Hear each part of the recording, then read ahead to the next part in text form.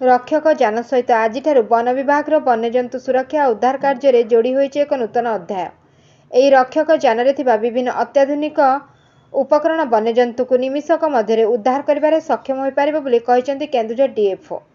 एपरिक गाड़ीर पछरे लागिथिबा स्वतंत्र hydraulic lift यंत्रांश एक हाथी छुआ को अनायास टेकी आनी पारिबो। एथिरे जेनेरेटर नेटवर्क नथिबा स्थान रे वाकी टकी द्वारा संबंध स्थापन कराजिबार व्यवस्था रही।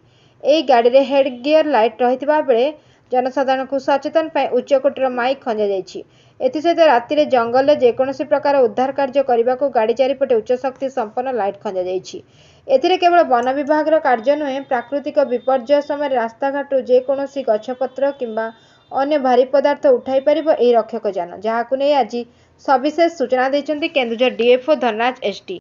लोकंकर माने बेसी लेबर दरकार पड़ता माने हाथी छुआ भी उठे कि धरिकी ये बड़ बड़ काठे मंडी गुड़ा आम लोक गुड़ा खबरे खंडे जाते कन्स्टिपर तो आरआरडी टीम प्रति जिले में 3टा फॉरेस्टर 3टा गार्ड और स्क्वाड एमती करके 9-10 गोटे आरआरडी प्रति डिविजन रेडी ट्रेनिंग फर्स्ट सेटर है और सेटर हम। Bureau report Ekamra news.